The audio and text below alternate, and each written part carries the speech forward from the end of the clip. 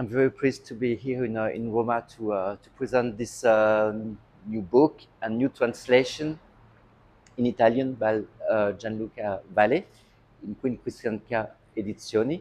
And I want also to thank a lot Marinella Rea, who decided to publish it. The name is Ripartire, and I just discussed with Marinella that it's even better in Italian than in French because Ripartire has two meanings, immediately two meanings. It is to start again and to distribute, to part in a space. For me, it's in a space. And that's really the idea. Before I wrote about speed, and there's also an Italian translation of one of my books by Kristianka Edizioni, which is Velocità. And then I worked on immobility because velocità is reverting in immobility, like in traffic jams and accidents and so on. And so I came from this shift between speed and immobility to the question of obstacle. Obstacle is what stops us, and we don't like obstacles. And I take them in a very material sense. I think that even psychological obstacles, in fact, have a material basis.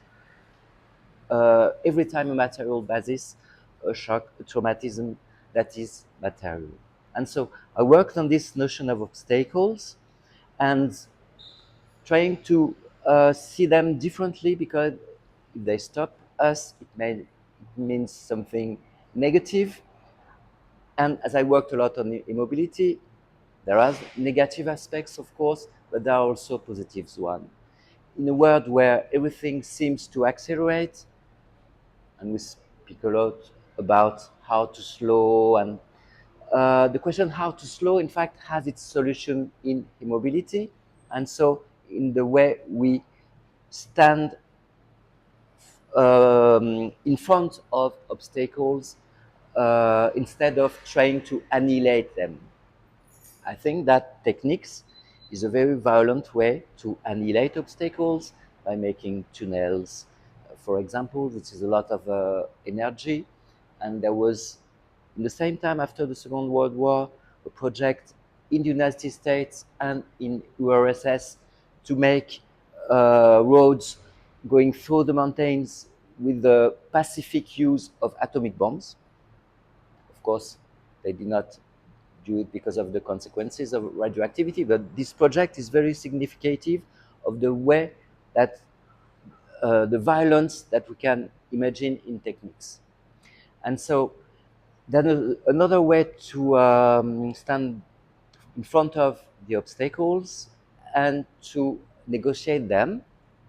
For example, when you climb a mountain, it's completely different than when you go through tunnels in your vehicle. And so the second way is the right way to realize that the world is configured, is made of obstacles.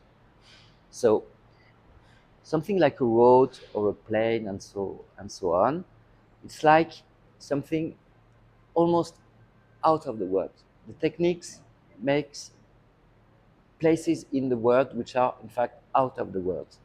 Because the normal condition is to be confronted to obstacles and to negotiate with them. And not only humans, but also the obstacles are the same for animals and even for the wind or the rain or what you want. And so it's very important to see that and to see also that techniques can intentionally make obstacles, not only annihilate them, but make them, like walls on the frontiers, or the walls in a prison, or even a highway when you take it by your vehicle. So there's no obstacle, but if you try to cross it, it becomes impossible and becomes impossible for humans and also for animals. And so the highway is parting the space of living of animals and human beings, and is used like this. In some towns, like Chicago, they intentionally make highways also to separate rich parts of the cities to poor one, like the Chicago schools, as noticed at the beginning, in the 30s, in fact, in the 30s of the 20th century. So it's a book about, I would say, ethics, because ethics is the question of dealing with obstacles and considering them instead of trying to dream that there is nothing like that. From the Stoicism, you have to be conscious that life is full of obstacles, and like in Stoicism, you have to see them positively, like something that, uh, in fact, learns you to live in this world, how you negotiate the obstacles. It's a book about techniques. It's a book about ethics and the confrontation between ethics and techniques. So I think that's the essential. And really, I thanks a lot Gianluca Valle for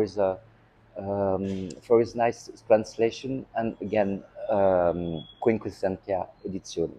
Thank you.